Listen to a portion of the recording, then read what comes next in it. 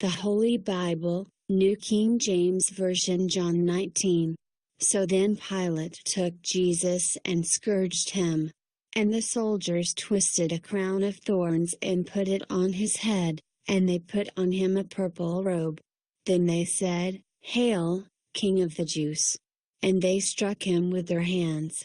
Pilate then went out again, and said to them, "Behold, I am bringing him out to you, that you may know that I find no fault in him."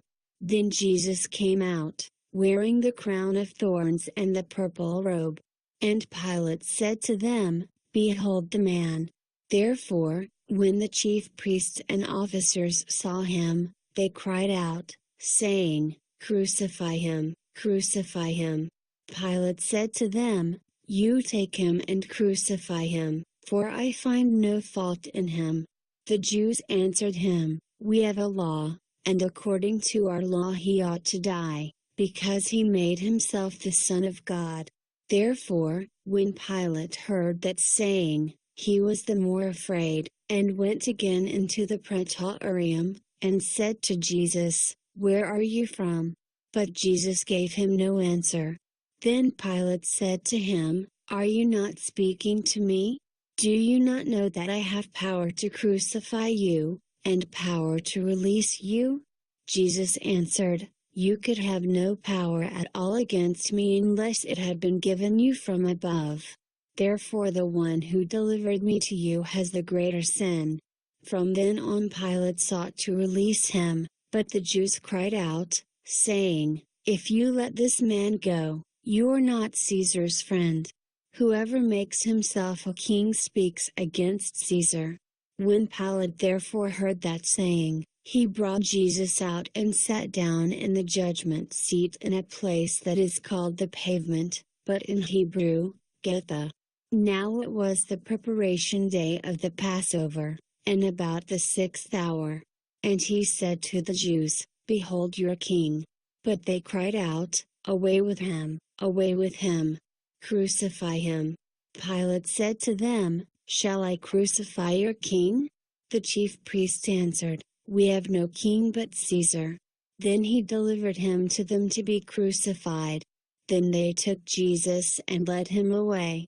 And he, bearing his cross, went out to a place called the Place of a Skull, which is called in Hebrew, Golgotha, where they crucified him, and two others with him, one on either side, and Jesus in the center. Now Pilate wrote a title and put it on the cross.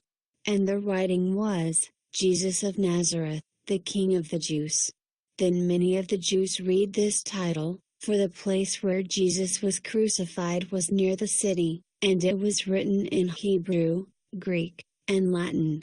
Therefore the chief priests of the Jews said to Pilate, "Do not write, 'The King of the Jews,' but," he said, "I am the King of the Jews."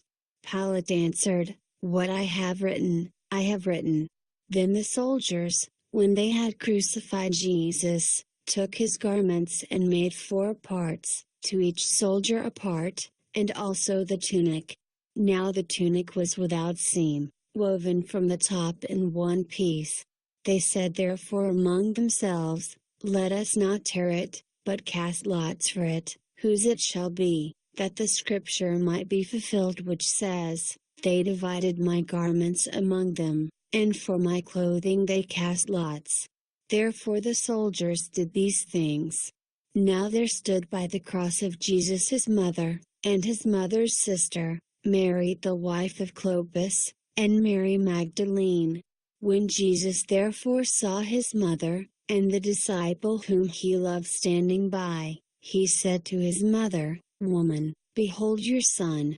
Then he said to the disciple, "Behold your mother." And from that hour that disciple took her to his own home. After this, Jesus, knowing that all things were now accomplished, that the scripture might be fulfilled, said, "I thirst." Now a vessel full of sour wine was sitting there, and they filled a sponge with sour wine, put it on hyssop, and put it to his mouth. So when Jesus had received the sour wine, he said, "It is finished." and bowing his head, he gave up his spirit.